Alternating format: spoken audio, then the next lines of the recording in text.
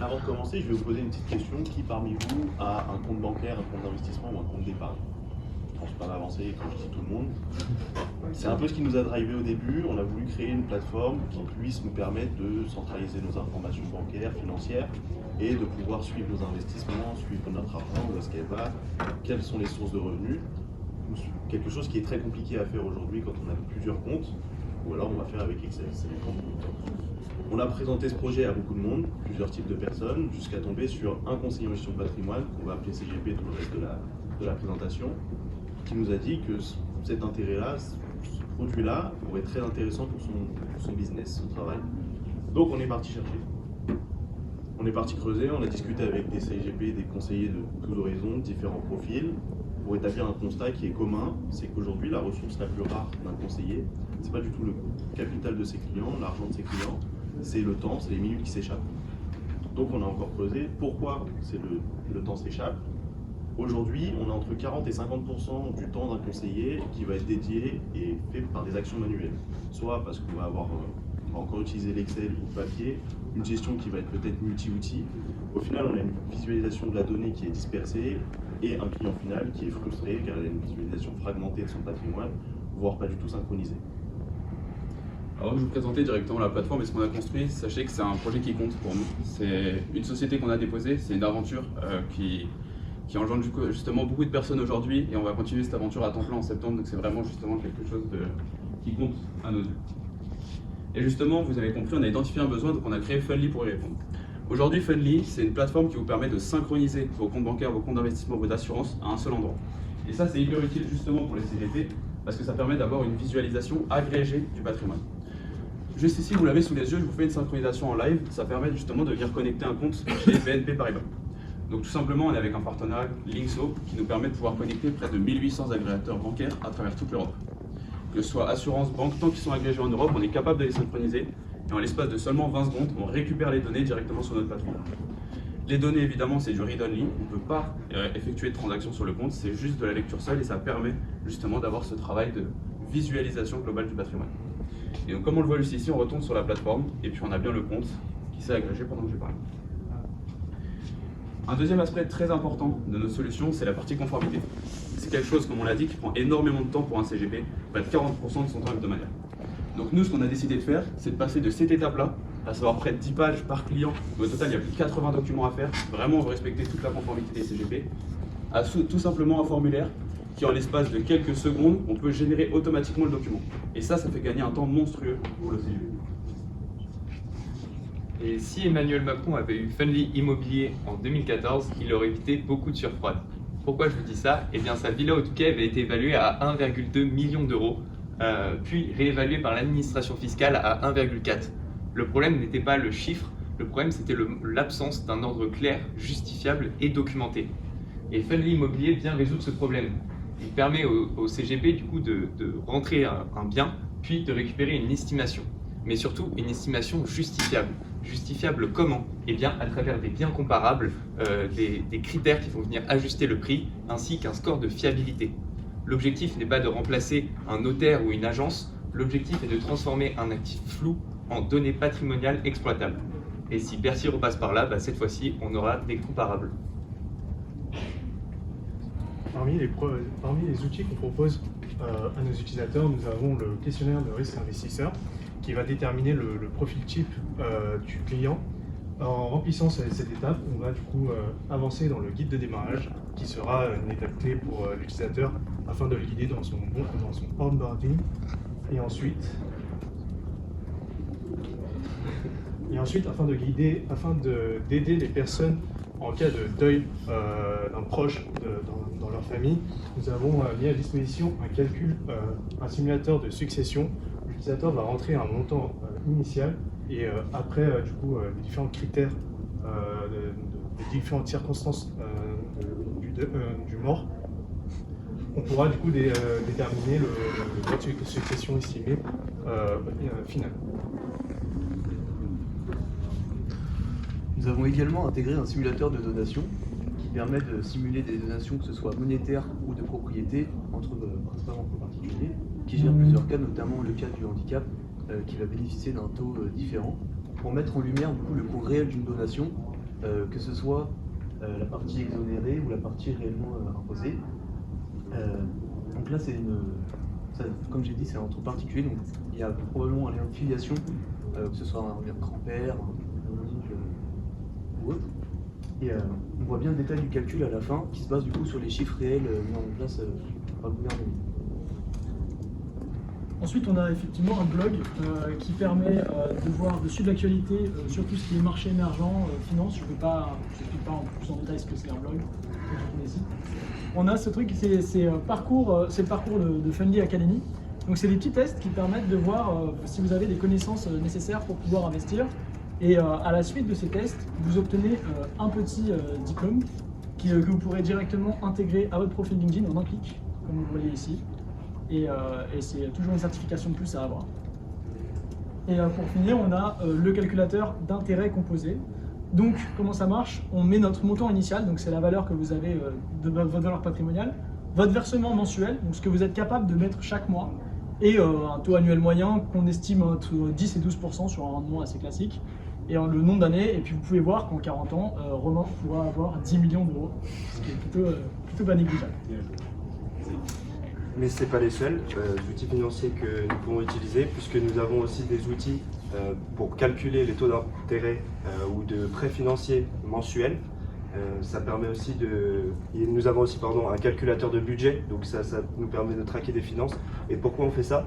Parce qu'en fait, ça a l'air très simple comme ça, c'est des petits calculs qui ne demandent pas énormément de temps non plus, mais il faut quand même aller regarder s'il y a des impôts à payer, la rentabilité avec le temps. Et donc en fait, un CGP, il peut mettre 10 minutes à avoir cette information-là, mais nous, en un clic et en 10 secondes, on l'obtient sur la plateforme. Ensuite, c'est pas seulement ça. Comme on a compris qu'un produit, il n'est jamais parfait, surtout lors d'une V1, on a mis nos clients, nos utilisateurs au centre de notre développement. Je vous explique comment. C'est-à-dire que chaque priorité de développement, il y a un système d'upvote, downvote pour nos CGP et pour nos clients. Comme ça, on arrive tout simplement à faire passer des priorités, que ce soit à court, moyen ou long terme. Donc aujourd'hui, Fundly évolue dans le secteur de la fintech, qui en termes de sécurité est l'un des environnements les plus challengeants. Je vous donne un exemple, on a un de nos concurrents qui s'appelle Harvest, qui en 2024 a subi une cyberattaque et a perdu une grosse partie de ses clients et une grosse perte de confiance. Donc nous, on a fait en sorte d'éviter ce genre de problème en mettant en place une authentification sécurisée, des contrôles d'accès par rôle poussé, un chiffrement des fichiers et des données des clients, et également des audits de sécurité réguliers en faisant mensuellement des pentests sur notre plateforme. En plus de ça, on a mis en place une infrastructure qui a été pensée pour pouvoir scale, grandir et évoluer, avec notamment une infrastructure hybride. Donc on a une partie de nos services qui sont hébergés dans le cloud et une autre partie qui est hébergée on-premise dans nos serveurs. Ça nous permet une grosse économie sur nos factures mensuelles. En plus de ça, on a mis en place une forte séparation des services de manière à pouvoir scaler individuellement chacun de nos services et pour faire évoluer nos produits pour les besoins du client. Et sur du court et moyen terme, on a un objectif de migrer l'entièreté de nos services sur du cloud. Alors c'est bien, on a développé une plateforme et plein d'outils, mais finalement à quoi ça sert pour le CGP? Tout simplement, comme vous le voyez, le CC, ça peut faire gagner près de 40% de temps d'onboarding. C'est énorme pour les CGP et comme vous le savez, le temps c'est de l'argent. Et grâce au temps économisé, on peut passer plus de temps sur la prospection et donc gagner près de 20% de volume d'affaires. Sur ce volume d'affaires justement, le fait qu'on ait une plateforme qu'on vienne proposer au client final du CGP, c'est également un argument marketing pour le CGP, pour pouvoir lui permettre de venir close ses deals auprès de ses clients. Par rapport au marché, nous justement, il y a une estimation qui est de dire qu'il y a 13% de croissance sur le marché jusqu'en 2033. C'est absolument énorme et justement, on souhaite se positionner par rapport à ce marché-là pour pouvoir profiter de cette vague. Il y a à peu près 7000 CGP et ça, c'est le marché et la cible qu'on souhaite adresser. Romain vient de parler de notre cible. On a deux cibles principales qui se dégagent ici. On a d'un côté les jeunes indépendants, donc qui sortent d'études, qui sont prêts à lancer leur propre entreprise. Et de l'autre côté, on a les profils un peu plus de direction, les director management, où là, on va aller chercher ceux qui sont plus influents et avec des structures un peu plus grosses, entre 3, 5, voire 10 CGP. On a parlé du marché tout à l'heure. À l'échelle mondiale, le marché de la wealth tech, donc des logiciels de gestion de patrimoine, c'est 8,1 milliards de dollars en 2025, 3,9 milliards si on concerne uniquement l'Europe, et en France, c'est 600 millions d'euros. Comme on l'a dit tout à l'heure, le marché français représente 7000 CGP, 7000 conseillers en gestion de patrimoine et 5600 structures, donc 5600 cabinets. On a à peu près 4500 cabinets qui sont dans notre cible, donc de moins de notitifs, conseillers en investissement financier. Aujourd'hui, on a 30 conseillers qu'on a sondés qui sont très intéressés par notre solution, par les fonctionnalités qu'on propose. Ces 30 conseillers représentent 16 structures. Ces structures, c'est 16 cabinets, 16 groupes, dont 13 conseillers qui sont en cours de pilote, qui sont en train de tester notre application de manière récurrente, qui nous font des retours. Si on signe les 16 structures, donc les 16 cabinets, étant donné qu'on facture le cabinet, au plan le plus cher qu'on a, ça représente 514 000 € de revenus annuels. Parmi ces 16 structures, on a les 3 plus grands groupes de conseillers, de groupements de conseillers qu'on a aujourd'hui, que ce soit Crystal ou le groupe Premium. Et justement, par rapport au retour qu'on a récupéré des CGP qu'on a abordé sur la plateforme, il y a un constat qui revient et qui est vraiment unanime, c'est l'usage de l'intelligence artificielle dans leurs conseils. Près de 95,2% pensent que c'est quelque chose de pertinent et c'est justement quelque chose qu'on veut développer et qu'aucun de nos concurrents n'ont fait jusqu'à maintenant. Également sur la partie conformité, on a 4 chambres sur 4 avec qui on est en train de travailler pour avoir les partenariats. Aujourd'hui, on en a 3 avec qui on a déjà signé un partenariat pour pouvoir récupérer ces documents et pouvoir permettre justement d'automatiser cette partie conformité. Justement par rapport à nos concurrents, donc Fundly, nous on se positionne comme une plateforme qui est vraiment agressive sur le marché au niveau de nos tarifs. Ce qu'on souhaite faire, c'est pouvoir avoir un maximum d'utilisateurs pour avoir un maximum de retours et justement pouvoir prouver l'idée et le projet qu'on souhaite mettre en avant. Pour parler très rapidement des concurrents, Harvest, justement l'acteur qui a eu une cyberattaque assez récemment, c'est l'acteur historique, ils étaient là depuis plus de 20 ans, ils n'avaient aucun concurrent. Et depuis assez récemment, il y a des acteurs qui viennent sur le marché pour essayer de prendre des parts de marché. Notamment Wellscom, qui se sont lancés en seulement 15 mois et qui est vraiment une grande réussite. Ils sont déjà près de 400 cabinets clients, ils ont fait une seed il y a à peu près 1 an à 1 million et ils ont fait une série A récemment à 7 millions. Donc ça montre qu'il y a quand même une croissance et que finalement le besoin est vraiment avéré. Justement, par rapport à cette levée de fonds, nous on souhaite essayer de rattraper le retard qu'on a par rapport à Wellscom qui se sont lancés un petit peu plus tôt que nous. Donc c'est pour ça qu'on est en train d'effectuer une levée de fonds. On a déjà un ticket qui est prêt de 250 000 €, mais la phase de levée de fonds, on va la faire courant septembre jusqu'en janvier. Justement, on rejoint Station F pour ça aussi, pour pouvoir nous permettre d'augmenter notre réseau et pouvoir permettre d'accéder à ces VC Business Angels. Nous, pourquoi on souhaite faire une levée de fonds, c'est principalement pour une phase de recrutement. On souhaite faire en sorte de faire grossir notre équipe, principalement en sales et en tech, pour développer le produit et développer notre offre commerciale. Évidemment, une idée ne vaut rien, c'est son implémentation qui fait la réussite d'un projet. C'est pourquoi aujourd'hui on est aussi nombreux et c'est grâce à ces personnes-là qu'on a pu développer cette plateforme. Si je devais résumer le projet en une phrase, c'est assez simple. La magie de Fundly, c'est de vous simplifier la vie. Merci beaucoup. Pour faire un contexte, comme ça permettra. Fundly pour moi c'était 3 personnes à la base. Je m'aperçois que vous avez grandi et ainsi de suite. Ouais. Aujourd'hui concrètement on voit les chiffres. Bon, la presse est propre, tout est propre, mais vous avez l'habitude de le faire. On pose l'hameçon, on interroge, on vient montrer comment ça fonctionne, on rentre dans la tête des gens, on se met en situation et ça c'est vraiment très réussi, c'est chouette. Aujourd'hui, quelle est la fonctionnalité, puisque vous le testez sur des CGP, quelle est la fonctionnalité qui pour vous paraît être la plus demandée aujourd'hui? Je dirais qu'il y en a 2 et c'est vraiment là-dessus que nos clients viennent nous chercher.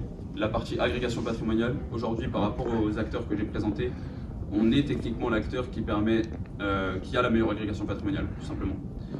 Parce que justement certains ne sont pas tech et donc du coup ont eu du mal à pouvoir faire en sorte que cette agrégation fonctionne. Nous on y arrive. Sur cette partie conformité, ensuite, donc là on est en train de le développer, c'est pas encore prêt, mais il y a un énorme besoin des CGP et à tous les CGP auxquels on a présenté, près de 95% nous demandent justement, dès que vous avez cette partie conformité, envoyez-moi un message parce que je suis intéressé. Ok. Très clair. Quand on voit les chiffres, vous faites gagner 20% de business puisqu'on gagne près de 40% de temps et tout ça. C'est un argument qui est suffisant aujourd'hui pour aller chercher ce qui est suffisant parce que si tu me proposes 40% de temps pour moi gagner dans mon quotidien pour aller chercher 20% de projets comme les vôtres, je signe tout de suite là en bas, tu vois. Ouais. Il y a un autre aspect qui est aussi important, c'est évidemment ils peuvent avoir plus de clients par rapport à la plateforme qu'on leur propose, mais ils peuvent aussi générer du chiffre d'affaires grâce à nous. Par exemple, les outils qu'on avait présentés juste ici, il y a certains CGP qui vont venir le refacturer à leurs clients. Donc c'est-à-dire s'ils payent l'abonnement chez nous, mais qu'ils font facturer 40 € par outil à chacun de leurs clients, sachant qu'en moyenne un CGP a 100 clients, ils peuvent faire une marge énorme là-dessus. Okay. Ça veut dire que votre outil est disponible en marque blanche? Il est disponible en marque blanche, on est en train de développer justement les API parce qu'il y a un client assez récemment qui est intéressé pour tester, enfin utiliser nos solutions en back-office et avoir son CRM. Ouais, juste une petite dernière question par rapport à la suite. Station AF, levée de fonds, ainsi de suite. Pourquoi 250? Là, parce que c'est le premier ticket qu'on a, c'est un fonds de VC qui est prêt à mettre 250, mais nous on souhaite monter jusqu'à 1 million à peu près, justement pour faire grossir cette équipe et recruter environ 4 à 5 personnes sur cette partie tech et sales. Ok, très clair. Bah, vous savez où je suis. Bien sûr. Qui a des parts sociales dans la société? 3 personnes. Enfin 4 personnes, c'est juste qu'il n'est pas là aujourd'hui. Combien 25% pour les 4 personnes. D'accord. Ok. Et ça, vous avez déjà discuté du taux avec le premier ticket pour le premier VC qui veut... Non, pour l'instant on n'a pas encore discuté. Le premier fonds de VC justement attend que d'autres fonds de VC ou Business Angel viennent se greffer justement à cette phase de levée de fonds. Mais le taux on n'en a pas encore discuté et si jamais... Donc il n'y a rien officiellement pour le moment? Non, il n'y a rien officiellement. La phase de levée de fonds ça sera entre septembre et janvier. Puis on a un accord verbal d'un fonds qui est prêt à mettre... Alors, attention, ça marche jamais les accords. Oui, bien sûr. Non, c'est juste que je l'ai mentionné, mais la phase de levée de fonds c'est septembre-janvier, on n'est pas dedans encore. D'accord, c'est pour frimer. En fait, on peut pas faire cette phase de levée de fonds parce que justement on était encore étudiants. On a la BPI justement, c'est pareil, on a présenté, ils ont dit c'est très bien, mais vous n'êtes pas à temps plein, donc ça marche pas. Les fonds de VC, les Business Angels, c'est ce qu'ils demandent, ils veulent qu'on soit à temps plein pour faire cette phase de levée. Et vous avez une contre-garantie par la BPI? Et après je pose la vraie question parce que c'était pas ma question. Contre-garantie avec la BPI? Ouais, pour la levée de fonds. Oui, en fait la BPI pour l'instant ça sera juste la BFT, la bourse French Tech, de 30 000 €, la subvention de 30 000 €. Okay. Et ma vraie question, en face de vous, vous avez un concurrent qui ne fait pas exactement la même chose, mais qui a déjà levé de l'argent et qui est en train de lever un 7 millions. Oui. Ça vous fait pas flipper du tout? Absolument pas. Absolument pas parce qu'on a une offre qui est différenciante et que le marché est en pleine croissance. Nous, par rapport à tous les CGP qu'on a sondés, il y en a vraiment beaucoup. Déjà, il n'y a pas tout le monde qui est au courant que Wellscome est en train de performer aussi bien. Et surtout, en fait, le marché, il y a de la place. Il y a de la place pour que 2 acteurs comme les nôtres puissent prendre les parts de marché des Harvest et des acteurs existants. Donc non, ça ne fait pas peur. Mais votre marché est minuscule. Alors, relativement, sur l'aspect français, oui, il y a 7000 CIF, mais sur l'aspect européen, en fait, les agrégateurs qu'on a déjà actuellement, on est capable d'adresser le marché européen. Si demain, on souhaite développer la solution en Italie, on peut connecter les deux, c'est possible. Même si c'est bien, vous allez regarder les lois, Après, voilà, il y a un développement commercial à faire dans chaque pays à ce moment-là, il y aura sûrement des levées pour développer la solution dans chaque pays. Mais techniquement, on est capable de le faire si on trouve que le marché est trop récent. L'avantage, c'est que récemment, l'Europe a signé une loi qui permet à une entreprise de s'exporter dans n'importe quel pays facilement, en transcrivant exactement les statuts qu'ils ont en France, par exemple, pour aller en Espagne. Oui, mais tu as 3 ans d'ailleurs. Oui. Et après, il y a tout ce qui est régulateur, il y a la directive DSP2 qui oblige les banques, les infrastructures financières en Europe à ouvrir leurs actifs. Ce qui fait qu'on peut agréger des banques et des institutions financières de n'importe quel pays. Sur le papier. Mais à partir du moment où il faut une équipe de moi, ils sont pas obligés de le faire. Oui, bien sûr. Faites gaffe. Et dans tous les cas, il y a le marché français sur lequel il va nous prendre quand même un petit peu de temps et comme on l'a vu précédemment, ça représente aussi un certain chiffre d'affaires, donc on va commencer à développer la marque. Dans tous les cas, à 17h, il y a un petit temps d'échange, ça permettra d'échanger. C'était des questions vraiment intéressantes. Oui. Parce que tout l'aspect financier aussi par rapport à la levée, on les a enlevés des slides pour éviter que ça soit vraiment trop verbeux, mais si ça vous intéresse, on peut les présenter. C'était pas ça. Ce qui m'intéressait, c'était la stratégie commerciale à travers la levée. Mais merci beaucoup. Merci. Alors en fait, là, vous êtes tous dessus. Non, pas tout le monde, il y a des personnes qui continuent pas avec nous. Qui est full-time? Nous trois et... Donc ceux qu'on départ. Ceux qu'on départ. Exactement. Okay. Il y a Badr aussi. Sachant que pour préciser, Michael, c'est un développeur senior qui a une expérience chez Cisco et Thales, donc il vient nous appuyer sur cette partie sécurité et infrastructure qu'on n'a peut-être pas aujourd'hui. Enfin, qu'on n'a pas en expérience. Parce que si tu as déjà des concurrents potentiels qui se sont fait défoncer cybersécu, tu as quand même des données qui sont liées au système bancaire, ainsi de suite. Avant que les systèmes bancaires te laissent rentrer dans leur truc ou obtenir quelque chose, il va falloir qu'ils aient en face des garanties plus que solides, quoi. Donc clairement, ouais. Ok, c'est cool. C'est des questions, peut-être des questions. Enfin, vas-y, hein, si tu avais commencé. Tu avais commencé Non, moi c'est très clair. Okay. Je voulais savoir vraiment qui, parce qu'on sent qu'il y a un réel investissement, et du coup, vu que vous êtes très nombreux, je me doutais bien qu'il n'y avait pas de piège à la fin. Et du coup, ça m'intéressait de savoir. En tout cas, moi, le truc sur lequel je vais vous féliciter, c'est que j'ai l'impression d'avoir des personnes qui ont une véritable posture entrepreneuriale en face de moi, qui connaissent leur marché et qui ne sont pas en train de faire juste de l'image. Il y a un vrai travail de fond qui est fait et là-dessus, c'est très inspirant. Vraiment bravo pour ça. Merci. Là aujourd'hui, votre marché il est que B2B, c'est ça? Oui. Ok. Est-ce que, enfin, j'essaye de me représenter un peu en 15 minutes. J'ai l'impression que vous êtes un peu le Finari du B2B, quoi. Alors, justement, c'est ce qu'expliquait Nathan au début. Nous, au départ, on était une solution B2C. Et on adressait le marché B2C, notre cible avait mal été adressée. En fait, justement, grâce au parcours entrepreneurial qu'on a eu avec Antoine, il y avait un CGP qui faisait partie du jury qui nous a dit ce que vous développez en B2C, ce serait peut-être encore plus pertinent en B2B. Et quand on a fait l'école, on s'est rendu compte que c'était le cas. Mais oui, de base, il y avait cette brique d'agrégation qui était pour le B2C. On n'a pas mis totalement cette solution-là sous le tapis, mais c'est potentiellement un projet pour 2027 ou plus, qui est de se dire d'ouvrir nos solutions en B2C gratuitement pour le marché retail. En échange, les CGP vont pouvoir contacter la base de leads des personnes qui sont agrégées sur notre plateforme. Donc ça leur fait une base sur laquelle ils peuvent venir dire bah tiens, telle personne qui a plus d'1 million de patrimoine, je vais lui envoyer un message parce que pour que ça soit mon client. Et nous de notre côté, on propose la solution gratuitement entre guillemets parce qu'il y a cette rétro-commission entre les CGP et nous. Ok. Si vous êtes dans du B2B, donc très clair, si vous êtes dans du B2B, là aujourd'hui vous avez le patrimoine donc immobilier, c'est la première chose que vous avez commencé par présenter. C'est intéressant de voir derrière comment vous calculez et tout, en tout cas ça a l'air c'est pertinent.